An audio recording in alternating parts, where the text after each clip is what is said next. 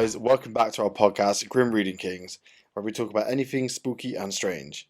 My name is Tom, and these are my co-hosts Sammy and Tamsin. Hi. We upload our podcast every Monday, and if you want to watch us, we upload every episode to our YouTube channel every Friday. We also have a Patreon, where we upload a full uncut, unedited episode every Monday, and a Facebook page where you can join in our conversations, tell us your stories, and share your thoughts on each weekly episode. Mm-hmm. All of these, Tom's like, yeah, I still haven't done it. All of these are linked in our description, so please check them all out and subscribe. And if you enjoy these stories, please give us a thumbs up and a like. So today we are discussing the dark side of the Wizard of Oz. Which is so excited. Epic. The film, the classic. What year was it? 1939. Yeah. That one. Yeah. Which I think's amazing filming for that year. I can't believe it's from that. Absolutely insane. How did they do it? Far beyond its years. It's crazy. And I've not watched it yet, which is That's the worst fact about you, Charles. Both of you. I know we never watched seen it. I know, I can't believe it. But I think because it seemed a bit too dainty and I don't know, flowery for me. And then I was like, when I started reading, as well. Yeah, but now that I started watching all the crazy stuff about it, I'm like, this is like a horror film now for me. Yeah. This is not anything nice and fruity. It's got some spooky bits in it. Honestly, it used to scare me. Yeah, but I like the intro as well. I wish I could have that edit for cameras at the start when it's all brown and bronzy, old fashioned. That looks so cool. Sepia, is it? Oh yeah. Black and white, 'cause it stands out more. It looks so cool. It's so cool. And then obviously warps in when they go to The Wizard of Oz. I'm so excited to learn. So can I just say how it was done? Yeah. So basically, at the start of the movie, where after the storm, Dorothy's landed in the house, and she opens her door. The inside of the house is sepia, complete all brown, and then when she opens the door, it's colour. And this is done with no effects whatsoever. Oh, really? So Dorothy's stand-in is covered in sepia paint, and she's got Dorothy's gown but in sepia and holding Toto. And as she opens the door, she goes back, and then Judy Garland in her whole colourful outfit steps out. Oh, but when you watch it, it's like, oh my god, that was so well done. Yeah. It's such a little moment, but it's so good. That's so sick. Without any video editing or anything like that, just literally. So cool. It's fucking clever. So my name is Tom. My name is Sammy. And Tamsin. Where we talk about anything and everything spooky and strange. In this series, we discuss film curses, Dark history. Murder mystery. local stories, Chapoke. Out right now. That's how you kill someone. I'm going to do a warning. actual human skeletons. Psychopathic tendencies. The last thing to know is the actual injury. Right, let's go again. So Judy Garland maybe had one of the worst behind-the-scenes life during The Wizard of Oz at just a young age of 16. Dorothy was supposed to be an 8-year-old in the film, and in order to make Judy look younger, they taped her breasts down and made her wear a tight corset. Also, designed the wig with pigtails to further obscure her I was going to say tits then. chest. Her bazooka. Judy was given a personal trainer and a strict diet. Now, the diet to me sounds awesome, which consisted of chicken soup, coffee, and until I discussed this with Tamsin, I thought it was 80 cigarettes a day. I was like, wow, but Yeah. it's a myth, isn't it? So it is a big myth that she had 80 cigarettes a day because Judy was working 12-hour shifts and then going to school. So she didn't even have time for that. But she would have been encouraged to have a cigarette rather than food. And it was actually chicken broth, so it wasn't even a whole soup. So just it was chicken flavour water. and it was only when she was around in MGM, so when she was on set. But if she reached for any food, they'd whip it away from her. Aww. And if she went downstairs to the canteen and ordered a burger, she'd get chicken broth. Can you imagine? I have a big bacon cheeseburger and get chicken broth and a black being coffee. 16 and when you're growing and all your hormones are all over the place. Imagine. I act like a pig at 16. Yeah. I can just imagine a vision of the chef. She's like, "Hi, can I get myself a cheeseburger?" He's like, "Sure thing, coming right up." Wow! It's cold as well. Fuck you. Enjoy. So, she would obviously snack here and there when she could, which angered her bosses. They would also refer to her as fat little pig with pigtails. She was fat. And that was in an attempt to suppress her cravings. So she was given a diet drug called Dexedrine, which was also a stimulant. So now she struggled to sleep. And how did the bosses deal with this? Easy. They gave her sleeping pills. So now the bosses were worried about her teeth, saying they were crooked. So she had to wear caps and also insert rubber discs into her nose to change the shape. So she's now on uppers, downers, probably 100 calories a day, fake teeth in, and shit up her nose. Yeah. And then of course her boobs completely taped down. Restrained. So one thing I will say is that although MGM did supply drugs to her, they were brought in by doctors. The first time that she was ever given her barbiturates and all her drugs was actually by her mother before she was 10 years old. What the fuck? So she had already been on these drugs for like 6 years. And it was well known that at that time MGM would give her pills off screen so she could sleep and then something to wake up. And it was basically speed. Fucking hell. Basically giving them speed. But yeah, she had been on them before she was even 10 years old. The best thing that I'd love to be in her brain to see what's going on, because you're in this insane set with all these munchkins and shit flying around. As monkeys and various things. Yeah, and you're high as a kite, and you're here, and she's still got to perform properly. Yeah.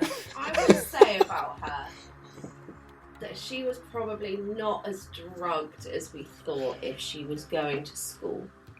On the days that she was filming, she'd stop and go to school. Yeah. So, yeah, I still think. I think the diet is the worst. Yeah. I don't know. I think she may. If she had a well-balanced diet, she wouldn't have trouble with needing the stimulants. And Yeah, but she was fat. Oh my god, she's so tiny. It's mad. The worst thing is that she called herself fat. Years later, when she was watching, she looked back on The Wizard of Oz, she said, I can't believe anyone gave that role to a fat child. Like, things like that, and I just was like, oh my god, if you thought you were fat, you should have seen me at 14. Bloody hell. But she's been like, and imagine seeing the kids these days, she'd be like, what? I'm tiny. No. Yeah, literally. I was fat. I was worried about my weight. The next bit would make me kick these little bastards into the stratosphere. But this is also times that may have said is a myth, but I'll go into it anyway. There's two sides to everything. Yeah. The men who played the Munchkins actually tormented Judy by putting their hands up her dress, and were quoted saying that they thought they could get away with it because they were so small. Oh man! Oh my god! They were. I shouldn't laugh, but fucking hell. But they were actual little fuckers. MGM had to hire someone to look after them, because after filming they'd go off to the bars and get pissed and get arrested and shit and just do drugs and shit. They're fucking mental. These like midgets wandering around going crazy. Like back then you wouldn't have seen them, would you? No. Like as a normal day. And they just all flood the bars. You're like, what is going on here? But I was like, they're mental. Can you imagine their lives? I bet their brains are going 1,000 miles an hour at all times. And like, so this is my side of this. I don't personally believe that the Munchkins went under her dress or touched her in any way. The reason I think this is because Judy Garland never actually made this claim. It's publicly known that she did, but in fact it came from a biography that was written by her third husband, Sidney Luft, who died in 2005, and the book came out afterwards, which is almost 40 years since Judy herself had passed away. That's why I'm sort of like... Also, a lot of the Munchkin actors who were in a group called the Midget Singers, which we know is not a thing anymore, we don't use that, but that's what they were called at the time. they're midgets. There was 124 Munchkins, but I think 9 of them were actual children. The rest were dwarf actors. That's a lot of them. It's a lot, isn't it? But like, imagine the time, opportunity. they would have just killed them off, wouldn't they? Yeah. So a lot of them... That sounds really hard. Oh, you little fuck. A lot of them lived really long lives, up to 100. And they constantly said how much they loved Judy. They had things left over from the set. The Wicked Witch of the West actually gave each and every Munchkin a specifically signed photograph of her that was to them by name, which is amazing. But so where it came from, I think, is an interview that Judy Garland did, I think in the 60s, where the man, I don't know who interviewed her, he asked her what it was like to work with the Munchkins, and she sort of goes, Munchkins? She's got the best sense of humour. I don't know if you've ever seen Judy Garland. So I have to stop myself talking about Judy Garland because she's my favourite person in the entire world and I know everything about her. Wow.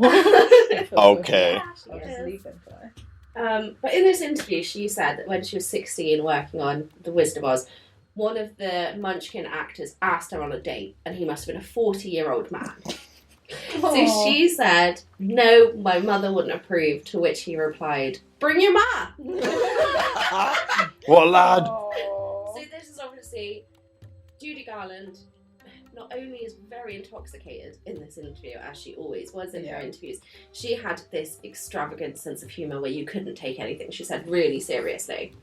This probably did happen, I can imagine that it happened, but I don't think that he touched her in an inappropriate way or anything. Okay. But all of the Munchkin actors, bar the children, stayed in one hotel.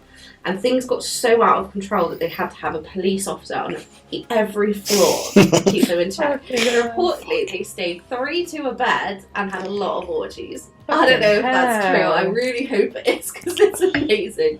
One thing that did happen was there was a married couple on set and they had a really turbulent relationship. And something happened one night and the police had to be called. They were arrested and taken away for domestic abuse. And that started the rumours that they were all doing these things and they were all really bad. There's probably a few bad eggs in that, but I think they were...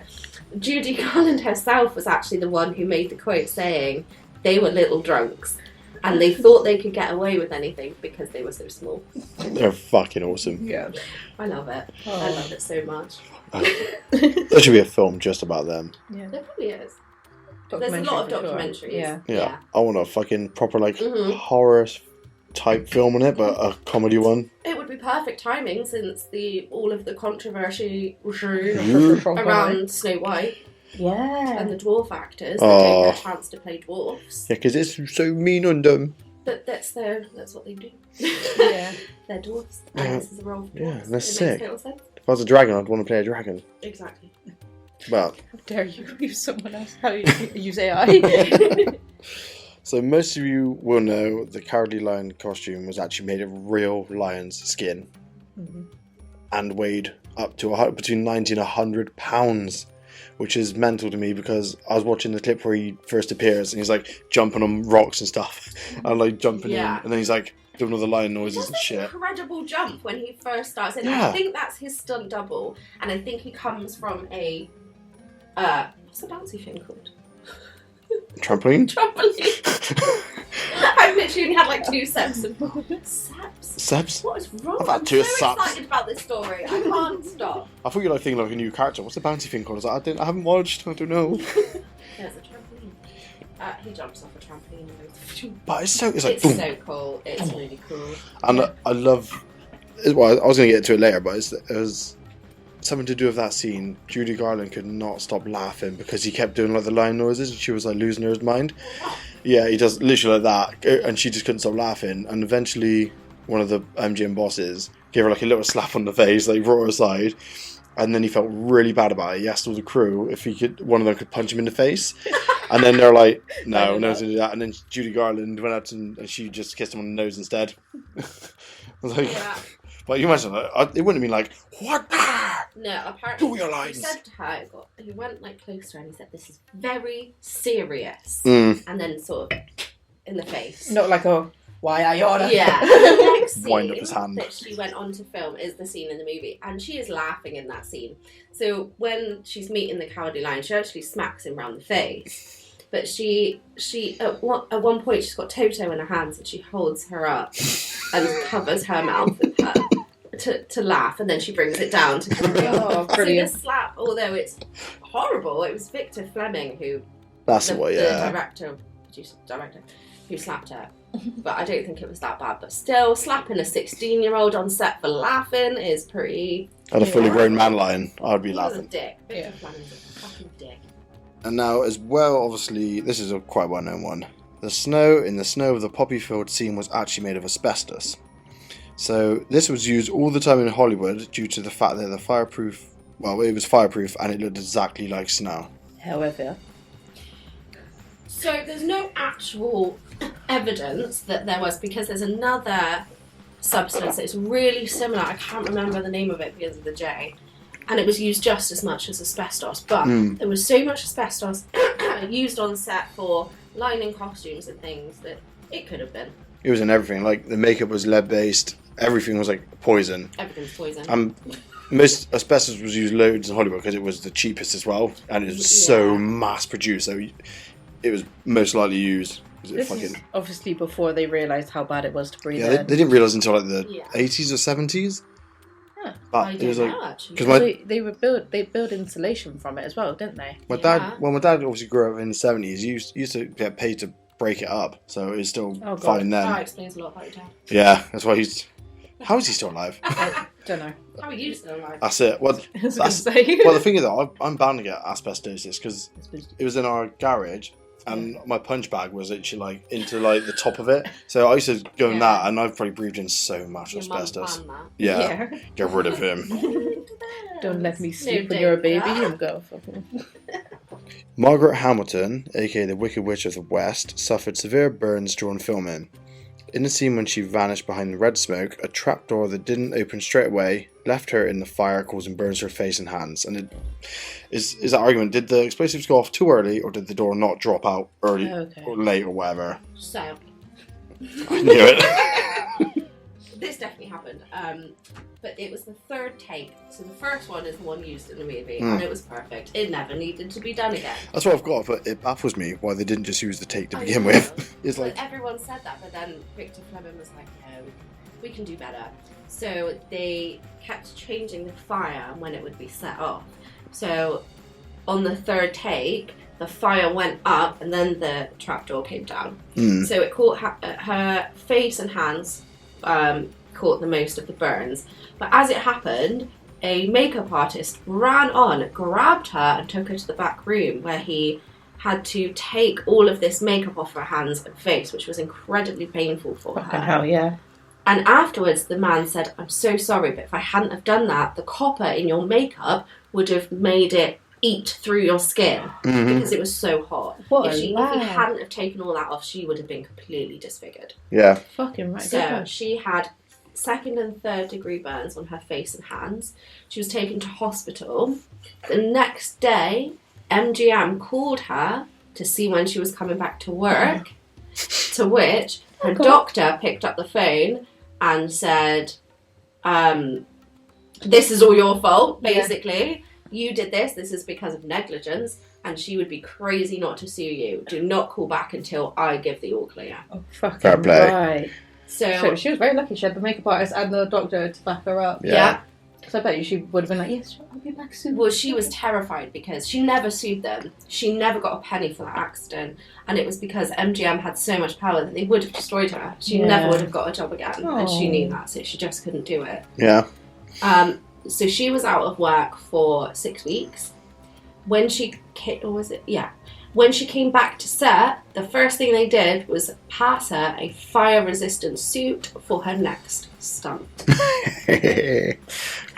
Straight in the deep end But again. we'll go back into that one later, because that particular stunt is the worst injury possibly ever. What, so she on got set. injured It's again? really bad. It wasn't her. Oh, okay. But But still, It's it's a bad. really bad accident. That's the worst one. well, so my last, because we already talked about the Judy Garland not stopping laughing, but so in the pre-1988 version of Wizard of Oz, you'll notice a scene where supposedly one of the Munchkins hung himself from a tree. Later copies have been changed and changes to a big bird instead. So Why is there a big this is the most, even if you don't even know the film exists, you know this know that conspiracy. one, yeah. So yeah, it's to me, I don't know what it is either way, but no one will ever know. But there's obviously people are like, oh, it's not real, but it could be covered up so easily. Basically, they did rent animals from the local zoo, and there was a crane on set. which is definitely in the background for that scene. And you can see the bird lift his wings, and that's definitely one of the footages. But it came out in, I think, the 90s. The man said that he had the original VHS for The Wizard of Oz collector's edition, and when he played it, that scene is completely different. So in the background, it is not a bird. It's definitely someone hanging. I heard originally that it was a sound technician that did it, and then I heard the Munchkin rumour, which has become more famous. There is definitely two different footages. Yeah. But it's whether that one of someone hanging is real. Which it could be. It could not be. And also, I don't ever think it's a Munchkin because it looks too big for me. I thought that. It's like, it's not massively far away, but it's like, that's definitely a full-size human. I don't know if it was a prank, because you can't really see that it's human. It just looks like a bag hanging, doesn't it? Yeah. The other thing that didn't convince me with this is that the trees were fake. So how did it... Because in the footage, you can see them go down and it looks like their neck breaks. Like, you see them fall and die. That's what it looks like. But could that have happened on a fake tree? It could have been hanging from the light things, what they call Yeah, it. well, anything that's above, because it's going to be a set above, so you could just pull yourself from there. Yeah. It's always going to be a rumour. It's always going to be there. And there's always going to be two sides of the footage, because everyone says, well, it's a crane, but there's very clearly two different footages of it, and one of them is someone hanging and one of them is a crane. And why would you wouldn't change it for any other reason, and something's gone wrong somewhere, because you wouldn't change it. It's already filmed. Exactly. Yeah. It's almost like, I love conspiracies like that. Like on the Love Roller Coaster song, you hear a scream in the background. I was literally thinking of that. And it's like that as well. There's one she got boiling hot honey poured on her, and then she also got stabbed. Yeah, by the producer. By the producer. There's like, so all these things that happen in like media, you never know the answer for. And it's never going to stop. That rumour will always be connected. I like that there's song, and this will always be the film. Yeah, literally. I like that there's always someone involved in the process that was like, no, I'm gonna keep that in. People need to know about this. Yeah, there's cool Sneak people it in the do you know what I background. mean? Yeah. That Like, was a big one that everyone... Yeah. I definitely believe that one. Yeah. I think, Yeah. It was like, they must have all been on drugs. And they just like, obviously you don't know what mindset you're in when you're on drugs. Mm-hmm. And then thought, oh no, this is the time. I'm going to do it really and obviously dramatic. this married couple in the Munchkins were having a hard time and were arrested for domestic abuse. So that's not a good situation. And yeah, what if it was the wife or husband? Also, because I haven't watched the film, is that part after the Munchkin scene? Yeah. Are they used after just that? after. Okay, so maybe they're like, this is the high point of my career. Because I can't imagine, that'd be such a sick thing to be in. Sometimes they don't film it in chronological order. No, is that right? yeah, I get that, but if it... That's true, but I think they would have with this one, because it comes right after. It's hard to find out what all of the Munchkin actors, there are some famous ones, like I said, the ones that lived to there's one that lived to 101. I can't believe that, that's crazy. Yeah, most of them lived to over 90. It's like little dogs, isn't it? Little dogs last longer than big dogs. Oh, yeah. But like, this is what? They don't look like dwarfs, they look like miniature humans.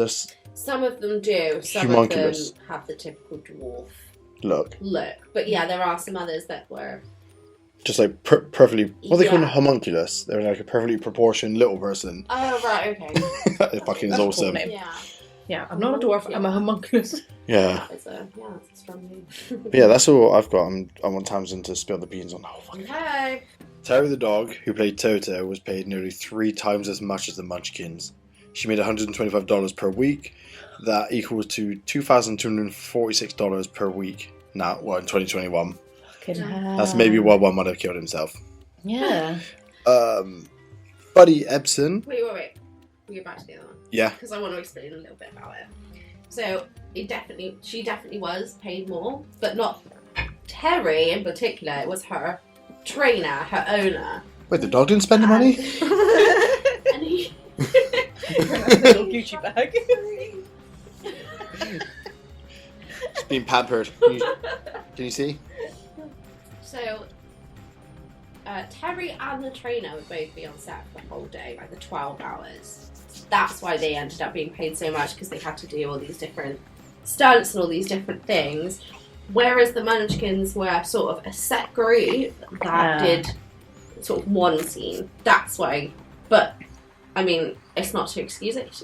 She was paid more. Yeah, she's a beast. So, yeah, but that's my opinion of why. Because she was in it so much. She had this big impact on the story. Like, you couldn't have it without Toto. She actually starts the entire story. Oh. If she didn't exist, then the story wouldn't have happened. She's a good girl. So I kind of get why she was paid more, in a way. Yeah, she's I fucking... get that. And the stunts that she did was fucking insane. Yeah. Fucking Plus, dumb. also, the Munchkins never actually use their own voice, apart from two of them, when they say she's not... I can't remember the quote, but they say when she's dead. That's their real voices. Apart from that, everyone else is dubbed over. Wait, Who dies? I'm sorry? Who dies? Oh, the Wicked Witch. Oh, Of the East. okay. Of the East. They're saying they... Also, this is a really good point in this scene. There's a bit where the coroner comes out who is using his real voice, and he says the Wicked Witch is dead. She's not just merely dead, she's completely blah blah blah dead. But the date on the death certificate for the Wicked Witch of the East is May 6th, which is actually the day that L. Frank Baum, who wrote the book, died. Well, that's Double. It's a cool. tribute to him. That's really cool. I like that. That is cool. 2 deaths on the same day. So Buddy Epson was originally cast as the Tin Man, but the aluminium dust in his makeup was so toxic that it nearly choked him to death. So he was replaced by Jack Haley. Fucking hell. But it was actually No, not. this definitely happened. This is a really awful one. So Buddy Epson joined the cast as the Scarecrow. He was actually made to play the Scarecrow. But when he came on set, they had changed his character to the Tin Man. And because MGM had these crazy contracts, he couldn't do anything about it. He was just told who to be and sent off to do it. So they tried loads of costumes for the Tin Man, but nothing really worked. So in the end, they covered him in this grease white paint and coated him with aluminium dust. After 11 days of filming, in fact, I'm going to find this bit. Hold on. Back then, you use real materials. It's fucking amazing. Yeah. So because the lights were so hot, because it was filmed in Technicolor, so the lights were really, really hot, this was all being heated up as well. And also he was sweating through it. So the dust was being reapplied every 48 minutes. Oh, fucking hell. So it was just going all into his lungs. Oh god. And he had no idea. So he started to feel shortness of breath on set, but because of all the disasters that had happened, all of these accidents, all of this different stuff, they were having trouble. They didn't have so many accidents by then. But the costumes were difficult, everything was difficult, so he decided to not speak because everyone was scared that MGM would just get rid of them because that's what they were like. And he was right to think like that because it happened. So he just dealt with his breathing problems. But on the 11th night, when he went home, that night he was sleeping and he awoke to find that he could not breathe whatsoever. Oh, God, that's so scary. His family couldn't help him, so he was rushed to hospital. And when he got there, his lungs were completely coated in this aluminium dust, and he had to be put into an iron lung, which is this massive metal circle machine to keep him alive. You see, recently there was a man who lived in that since he was a teenager. I saw that, and Yeah. he's smiling at the end of it, But yeah, Fucking horrible. he recently died, so that's why he's Oh, a did big he? yeah. I wondered Big why thing. his picture was everywhere. I didn't realise that he died. Yeah, but that's basically what he was in. I would want to die straight away. Yeah. That So, would be the worst I don't hell. know. I could lie down for a bit. I'll be alright. Just Yeah, a my capsule. huge- Oh my god. Just your head I'd sticking be out. so claustrophobic in there. I mean, it doesn't cover be your irritable. head, but your whole body. Yeah, I'd be so irritable. Like, if I sit down for too long in the evening when I'm tired, I'm restless, I'm like, I either need to go to bed or I need to go out for a run. Yeah. Yeah. I'd go to bed because I don't Bed, not the run. Yeah, but I get really angry, restless. So, Yeah. Yeah, I couldn't do that. So Epson was so badly hurt that his blood had no oxygen in it whatsoever, and his Fucking blood hell. had actually fermented inside of him. Oh my god. He had a total breakdown of his nervous system. And worse, MGM took no responsibility, had no sympathy, and they called him every day to ask him when he would be back. God. I know you nearly died. Time's pressing. It was a bad So time, but... By 2 weeks, he was still out. So instead of waiting for him or showing sympathy or care, they fired him Yeah. and hired somebody else. Sorry. They even called it an allergic reaction, which took away everything that they had actually done because there was no allergic reaction. He was poisoned. Yeah, everyone's allergic to aluminium in their lungs. Yeah. Fucking That's hell. very- Not wrong. So Epsom still had his contract with MGM, and I don't know, they hated him after he had this accident, so they gave him completely awful roles until his contract was up. They never gave him a good role. But he actually, after the contract, he went over to Disney, which I can't remember who he played, but he had a really good role, and it basically made him really famous. And he had a really good career after that. Good. Although he didn't star in the movie, which was a real shame for him. And there are a lot of rumours that he had respiratory problems for the rest of his life. He did die of respiratory failure, but he was 95 years old. Oh, fair play. So if it did affect him, I don't think he was that affected by it. Down in his prime. So Jack Healy took over from him. He never knew that this had happened. They never told him. And Jack Healy was meant to be playing the Scarecrow, but they changed it because they could. He had no choice in being in the film. MGM had him by contract, so he had to be in it. But he did end up, kind of liking the film. Yeah. So in the end, when they brought him onto set, Jack Healy, they changed the aluminium dust and added sort of water and different things and made it into a paste. So he still had aluminium stuff on his face.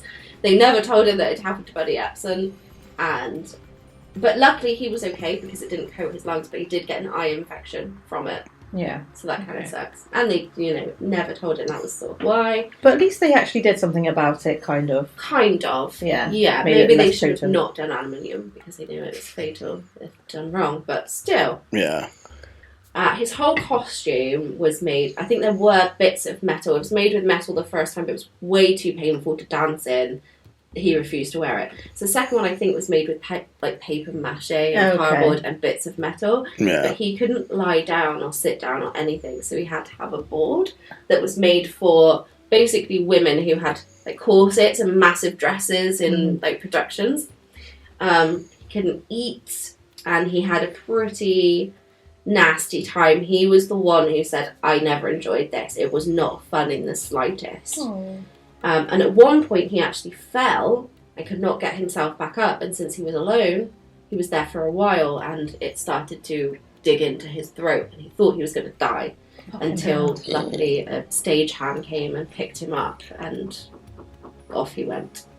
On to that about everyone choking to death and shit in characters. The Scarecrow's mask actually nearly choked him a few times, didn't it? So it was because it was made of rubber. It was glued to his face as well, so his pores could not breathe whatsoever. So he felt like he was suffocating quite a lot. And he was left when he finished production and went on to his next roles. He realised he had lines sort of on his chin and around here, sort of like a Joker almost. Yeah. For 6 months because of that mask. Yeah. Sorry about that. It's rumoured that it lasted a lifetime, but it didn't. It did eventually go. But it was 6 months Still, of having yeah, this long time. stuff on Jesus. your face. Poor fucker. Do you want me to keep going? Yeah, that's all I've got. Okay. Glinda. So Glinda was played by Billy Burke. She doesn't get a lot of time on screen, so there isn't much to say about her. But she did have a sort of mini accident where she tripped over a load of wires and sprained her ankle, and it delayed filming as well. That's her little incident. The other one involves little Toto. Oh, This is so sad. no. I don't want to know No, it's not that sad, don't panic. So Toto, little girl, little terrier, and she was called Terry, but they actually changed her name by the end of the film to be Toto because she suited the role so much. So at the she's credited as Toto, but her name was Terry when she started. So she's a tiny little doggo in this massive set with all of these people, but she's so well trained. It's amazing to watch her in the film.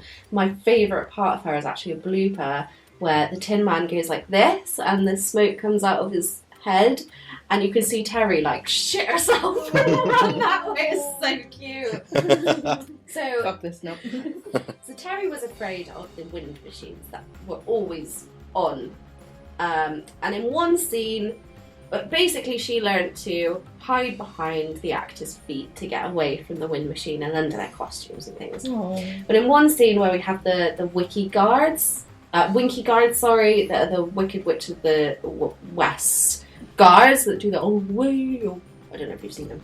But anyway, they've got these really these boots on, and Terry went and hid behind one of them, and they stomped on her paw. Some people say they broke her paw. Some say it's just injured. But basically, she was hurt for 2 weeks, and she spent the whole 2 weeks with Judy Garland looking after her. And Judy Garland fell in love with Toto so much that she tried to purchase her, but her owner would not let her go whatsoever. Fair play, Which I get if someone tried to buy my dogs. Actually, no, I You give give them them away for free.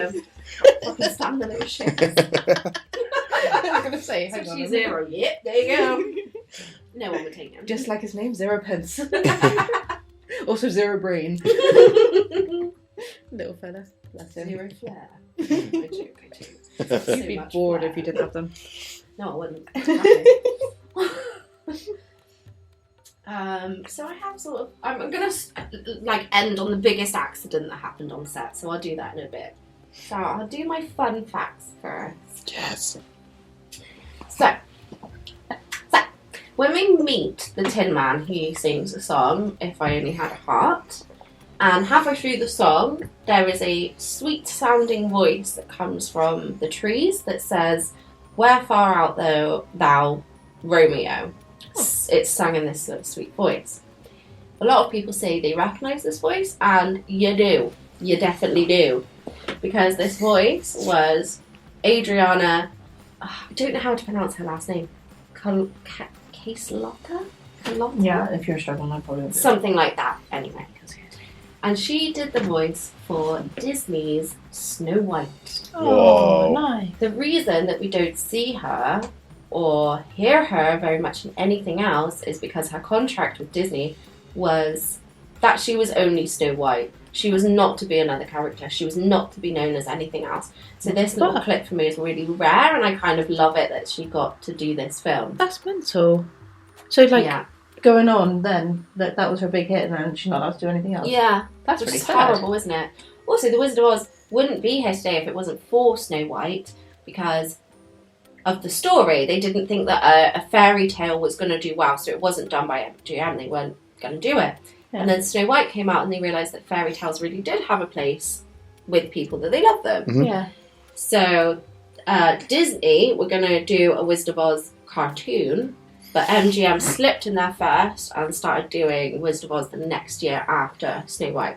Ah. Also, our decor is dead on timing for that. Yeah, we So got the Snow White, we got Poison Apple. poison, Inspired. well, poison pumpkin, I yeah. love the poison apple mini pumpkin. It's so cute. Yeah. I really want one.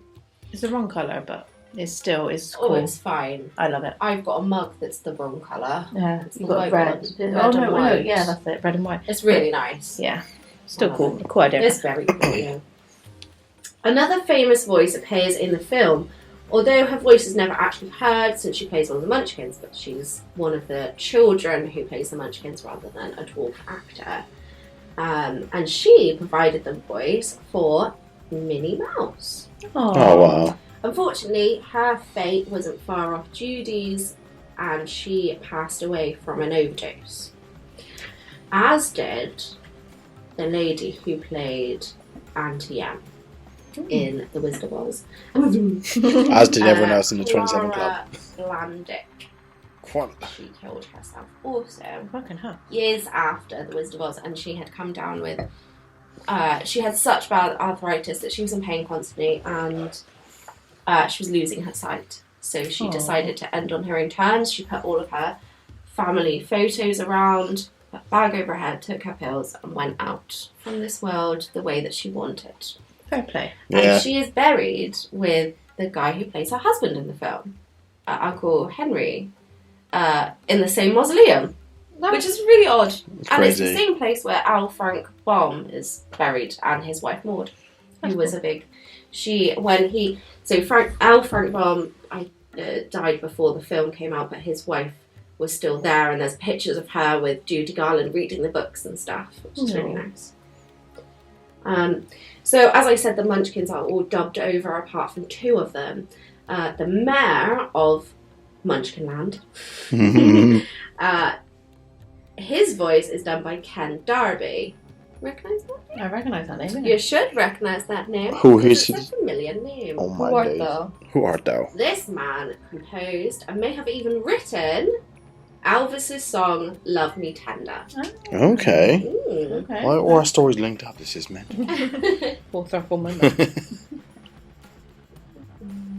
So, a lot of people say that everyone hated Judy Garland on set, but it doesn't seem to be true purely because she stayed friends with everyone until her death, really. Maybe not all of them, but she was close with them, especially the Scarecrow. He paid for some of her funerals. So there wasn't a lot of hate towards her. She was only a 16-year-old girl. She may have been, a typical diva, but there wasn't a lot of hate.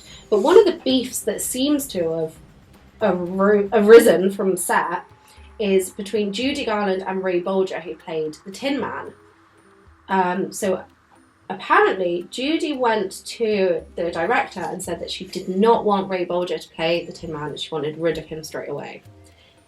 And it's not quite clear why, because Ray Bolger never said anything wrong with Judy. He always seemed to like her.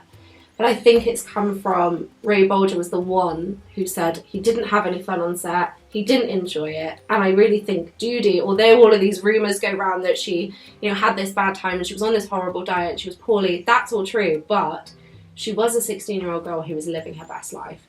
She loved every part of The Wizard of Oz, even with bad treatment. She just loved it until the end of her life. Ray Bolger, I don't think he did. And I think that's where it comes from, that she was this happy girl on set making all these friends, and he's this grumpy guy in the corner who can't eat and sit down. So Yeah, I would I be would so be grumpy as well. and I think maybe that was her diva side that came out, and she was like, no, I'm not dealing with a grumpy man on set, Yeah, fair. Yeah, but I get that, because that would just kill the whole vibe of the whole thing. Everything's going to be happy and colourful and mental. And then you've got to be like best friends with him on set. I Yeah. don't get like that, so I always I find get that so that. awkward in So, films. you've always got to make the best out of a bad situation as well. If you're grumpy or something, like, if Mhm. you then think happy thoughts, not happy thoughts, but like... yeah, if I you know what you think- mean, positive. You can kind of get yourself out of it, but like, if I'm going to say grumpy, it's going to be such a shit long day. If I get myself happy, Yeah. then it's going to be a better day. You can kind of understand he was working 12 hours a day Yeah. in this horrible suit, aluminium powder on it, in his face, or I whatever. think, the hungry thing would get me most. I'd be Yeah. so grumpy if I was hungry. Oh my god, yeah. grumpy. So grumpy. The other thing was, I forgot to say, with the Wicked Witch of the North, Wicked Witch of the West, there's so many Wicked Witches. Character. Margaret Hamilton, with her green makeup, it had copper in it, so she couldn't. There were rumours that she couldn't eat on set, but there's a really famous picture of them having a party, and she's eating cake with a spoon, so she definitely could. She could definitely eat. But she couldn't actually touch anything with this makeup on, so she had to eat everything in wax paper, which was really annoying for her. Yeah. Also, she couldn't touch anything, including her own dress. So Of she had to course, get it would help to go to the transfer. bathroom every single time. It's like a Which wedding was day. this poor little girl that was just hired to be her assistant. Aw. Oh, God. That'd be Bless her. awful. Okay, so I've got some little incidents that happened on set, and then I'll go to the big one. Are they happy little accents? No, they're not. They're nasty. Really. Such a man in here. Complete opposite. They're really bad. Big accidents. So the first scene in which it turns to colour, Dorothy is walking through Oz, and you can see the yellow brick road, the red brick road, and a blue sort of river. The blue of this river is so vibrant, it's crazy. The first take of this, they put loads of blue dye into the water. However, they put ducks in as well. So the ducks got dyed blue. So they had to take the ducks out, clean them all, and then take the water out, paint the bottom of it blue, and then replace the water and the ducks. Did they not think That Wow. might The occur. thing is, This is such a- 1938, and nothing had been done like this before. They'd had a couple of Technicolor movies. It's not the first ever Technicolor movie, but it's up there, and it's up there with all of this stuff. I feel like it's common sense. If you get blue dye on duck, it's gonna be dyed blue. Yeah. I was gonna say, literally, if, like, even the people putting the dye in the water and then like swishing it around and whatever. Something like, If you Yeah, touch they it, must- you're gonna get blue. they must have blue on their hands. So they don't think that with the ducks, or maybe they thought it wouldn't matter. Because they're waxy Mhm. leaves, but feathers. Yeah, ducks have blue leaves. Wow. Yeah. Such pretty leaves you have. Most of these trees have feathers on them. Fucking. Oh, it'd be so soft. Ooh. Another incident that happened a couple of times was with the flying monkeys. So we had dwarf actors play the flying monkeys as well, and then they were put on piano wire from the ceiling and made to look like they were flying. Piano wire, of course, isn't great, and it snapped several times, and a lot of the monkeys went Fucking flying hell. to the floor. The with flying a bang. monkeys, literally. The Dropping falling monkeys. Fucking hell. Falling with style. They're awful, creepy looking things as well, those flying monkeys. I bet. Yeah.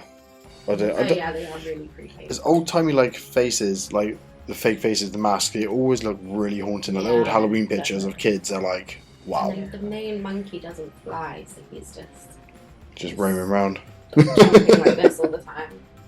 Okay, I've got a fun fact, and then I'll go to the biggest incident that happened on the set.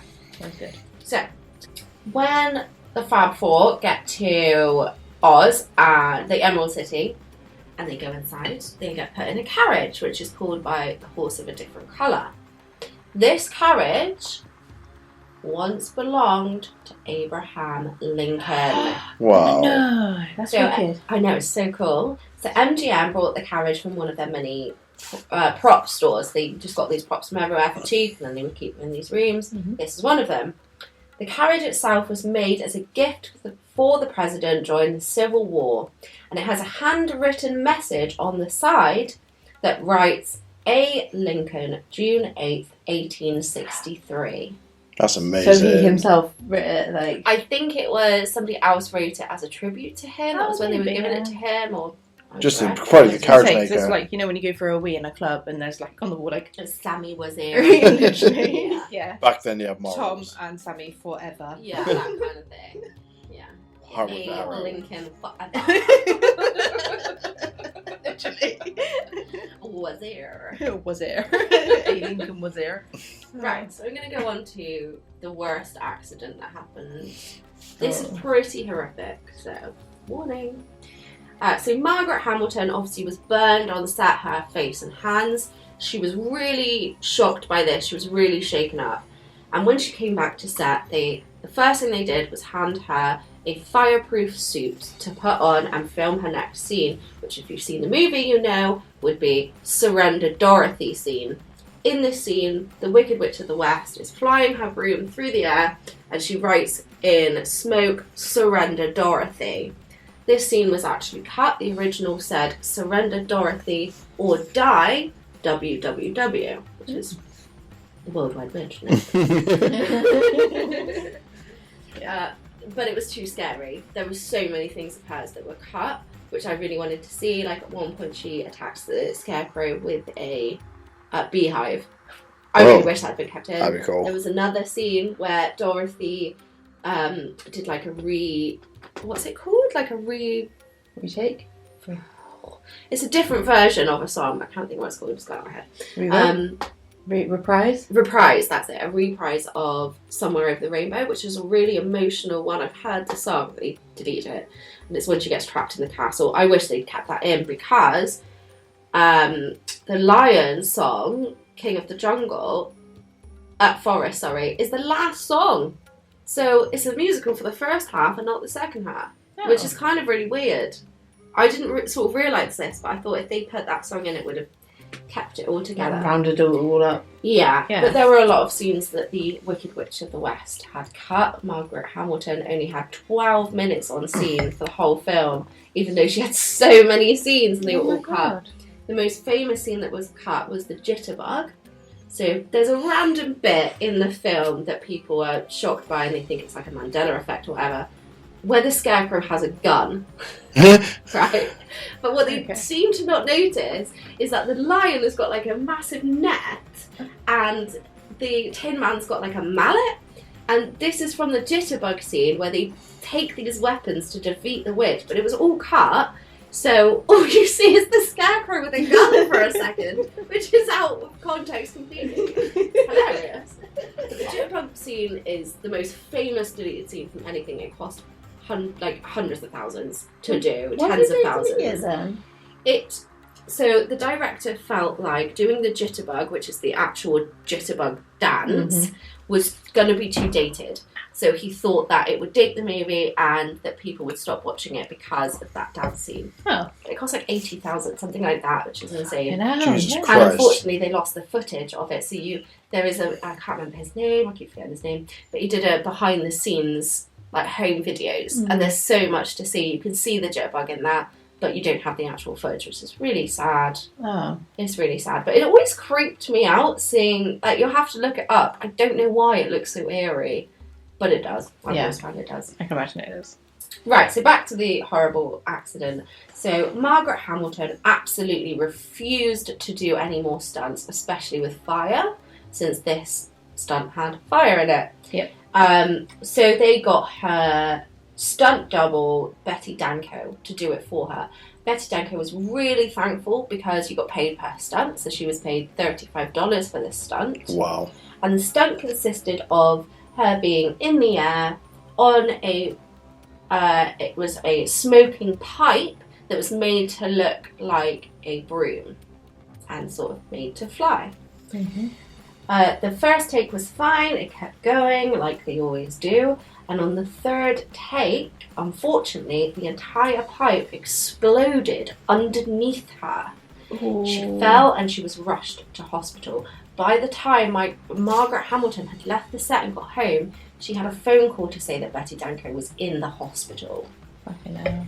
She had extreme burns all over her thighs with a 2-inch gash around her leg.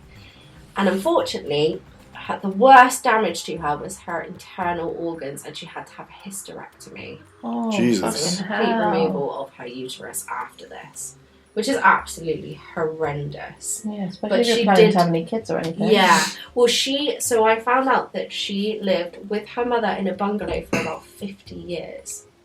Fucking hell. That wrecked their life then. That's literally, that could be my life. That probably will be my life. Yeah. So she did fucking hell. get better. She did come back to set, and she was one of them that lived a really, really long time. Yeah, but it was absolutely horrendous that happened. Oh, bless her. Hysterectomy from a stunt gone wrong is awful. Because you think hysterectomies are like inside, so that thing exploded between her thighs, and it must have just gone all of her internal organs up here. Oh my god. Yeah. Jesus Christ. Absolutely. Poor woman. Fucking hell. Yeah. Is that it? Literally, fucking I hell. believe that's it. That film is definitely the worst one. It's like such a happy, cheery film. Has so much shit in there. I would say that although people think that Judy Garland was scarred from this film, up until she died, she loved The Wizard of Oz, and I've seen a rendition. She always sang "Somewhere Over the Rainbow." She literally said it was the best song ever made. And I saw the last performance I saw of hers was a year before she passed away. And she used to constantly visit people in hospitals, and she did this big visit for a veterinary. Veterinary? Veterans.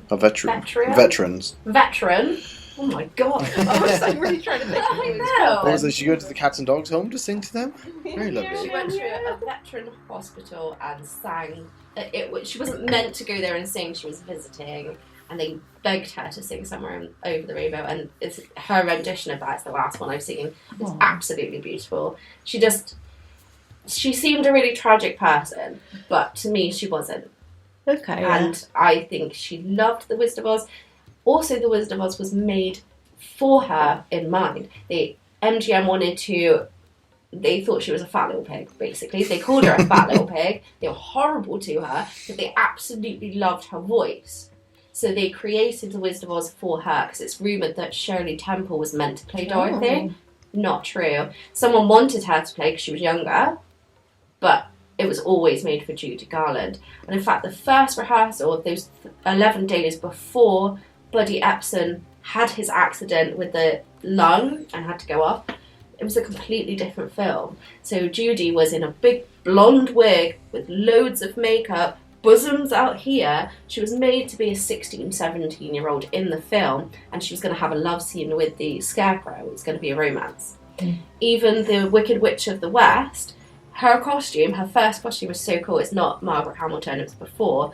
They wanted her to be like the evil queen. Okay. So her whole outfit, including the hat and the dress, is covered in black sequins. Oh my god. It's absolutely beautiful, but thankfully they went for the Margaret Hamilton and made her green, which I think is due to the Technicolor, because it just stood out. Yeah. Because in the original book, the shoes are silver, but they made them red. That's an MG, a Warner Brother thing, that they made that colour because of the Technicolor. And it stands Thank out, God they yeah. did. Yeah. They're amazing. It's like, that's what you think of, don't you? Yeah. Think with the vibes. The shoes. I dressed as Dorothy when I was like 10 for a costume party, and I came first. And my mum stayed up all night covering these red shoes that she had from the 80s in glitter. Like the whole night. She was so tired in the morning. I had like... You better fucking win. She doesn't get first place. It was like nail varnish as well, so she was like drugged up after it, like the fumes. Fucking hell, imagine. Good way to go. Oh, You know this that. film is so important to me, you've no idea. It's like the first, apart from cartoons, it's the first like film I ever remember. And we watched it every Christmas. I can't believe we didn't watch it every Christmas. It's such a tradition for my family. No, every Christmas I just played with toys and then watched the Queen's speech and then played with more toys. It was more on Christmas Eve. Yeah. Oh yeah, Christmas Eve. No, I was too excited. Mine's just World's Strongest Man from Christmas to New Year's and stuff. Yeah, true that. But I will watch it now. I will make time because it does look pretty cool, to be fair. But back then when I was too young, I was like, I'm not interested in this. No. Fucking shit. Where's the Maybe it's a wrestling? girlier film. I don't know. I think my brother loved it, and my boyfriend loves it. So no, it's just. But then I feel like it's more like a classic thing now, isn't it? As well. Yeah. Definitely. I really do like classic movies. There's so many people who won't watch old movies because of how it's done, which is fair. My But brain can't I comprehend love an old movie, like 30s movies and 50s. Oh, I love it. Also, I love Snow White. I love that's scary, that film. I love 30s. It's scary. But you know, they're talking about, obviously because the Technicolor had these massive lights on and stuff. Yeah. Can you imagine how hot the lion was? In a Literally. 100-pound fur suit. I can't believe no one like collapsed. I mean, No. maybe they did and they didn't report it. I was But going to say, I bet you everyone at Yeah. one point did. Also, and, like they could be in these costumes for 13 hours, and also they didn't have anything special to take it off, so everything was ripped off of them. Oh, especially the one that, who was it who had the scarecrow? Had Yeah, the glued to his scarecrow was face. glued, rubber glued, and his head, and his head and pure his glue. face, and they just. You feel like a And it took smooth an baby hour. after, wouldn't you? you would be I hairless guess so, completely. yeah. So Yeah. extreme waxing. But yeah, that lion suit, that's sold in 2014 for $3 million. Yeah, I Fucking know. hell, it still exists. Yeah. I know it's So- real skin, so like, yeah. Yeah, a lot of the costumes, they didn't know the impact that this movie would have. They didn't understand how special anything would be from this set. They didn't really keep anything. They put all the costumes in bin bags, basically. So the lion costume was actually found in a bin bag by coincidence. I don't think Dorothy's dress has been found. I think the sepia may have been. Glinda's dress is completely gone. The ruby slippers were stolen. This was a really famous thing. Wow. The guy came forward and said that he stole that. He's a really old mobster. He's got like a breathing thing and stuff. But he said that he wanted one last like legendary thing. I think it's quite cool. Fair play, that's yeah. like a It's villain awful thing. because I was so upset when they were stolen, but it's kind of cool. Yeah, exactly. Yeah, I saw I them. I think he saw may have them. passed away now. Oh no, I think what they're trying to do is he's in a hospice because he's like 70, but he's got ill health. Yeah. So they're trying to say don't send him to jail. He's an Oh, old man. okay, He yeah. was an old gangster and now he's not and stuff. So I think that's where they are with it. Right. I love the ruby slippers. My favourite. Yeah. I bet someone's got the dress, but just they can't even like say about it. That's the problem with when you've got something like that. If you steal something from a set which is really famous, or if you steal like an amazing art piece, you can't even talk about it. I know. Who can you show it to? You're This like, is the I've got thing. it. One thing I thought, I kind of stuck up for these people because I would have done the same. But it used to be a park and they had the actual yellow brick road, which isn't made with brick, it's made with wood. But people were sort of taking the bricks. Like slots. I would do the same. I really would do the 100%. same. Yeah. I couldn't resist. I'm Yeah. sorry. I'm naughty. I couldn't. I feel like if you're on the set, you need to take something like a memorabilia. Yeah. Toto. Yeah, 100%. What Judy tried, but I know. I think I did. Thing is, though, we know companies, if after a film, you know what's going to happen, and auction off to some rich people who just buy it, not because they love it, just because they want it. Yeah. And Yeah. all the other stuff's just probably going to be chucked away. So Yeah. why not just take some stuff, just give it to people? Or Yeah. give it to a museum where we can go and see it. Yeah. I know it doesn't mean as much as having it as something in your home, but at least people get to appreciate it, and the history is still kept. so then, as you said, like during filming it, they wouldn't have known that They it would have didn't been give a such a shit. big hit. It's like films now, like you get while it's being filmed, it's like, oh my god, it's going to be amazing. You know, like Charlie and the Chocolate Factory with Timothy Chalamet. Yeah. Like there was loads out about that when it was being filmed, and now you don't hear anything about it. No. Now No, it is it's out. crap. I've not even seen it. I I haven't don't seen want to it judge either. it because I do want to see it. And I really like Timothy Chalamet. I just want to like pinch his cheeks. Oh my god, yeah. He's like a little boy, and you haven't seen him, June, have you? No. You really should. He's so great in it. I haven't seen a lot of his roles, so I didn't know No. what he was really like. But Yeah, That he's a film- sweetie. number 2, it's really well done. And I'm not really a sci-fi person, but No, I need to it was watch great. that. Yeah. It was great.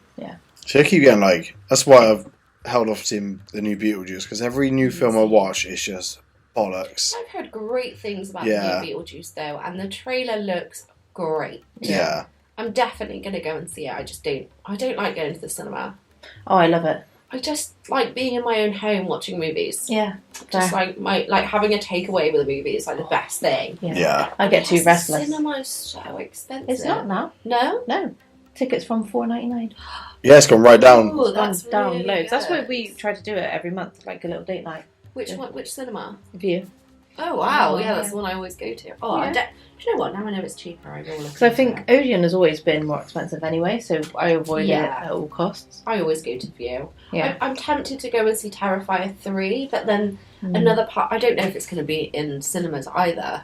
No, or maybe I like don't 10 know. p.m. after. Yeah, maybe. I'll have to see it. If it's in the cinema, I'm going to make an effort to go and see that I film. think I might as well, but then I'm like, you could stay home and get drunk and watch all 3, and that might Yeah. be more fun. Yeah. Or watch the third, then go back and watch. And then go and watch it in the cinema after you've seen it because I think Yeah. that's a good idea actually. I feel like if I want to go and watch a film, I need to go to the cinema because at home I'm so restless. I'm thinking of all the other things I could be doing. Like, not what I could be doing as in, like, oh, I need to clean it. But, like, Yeah, I'd be like, oh, I need It's to scroll on my hard. phone right now.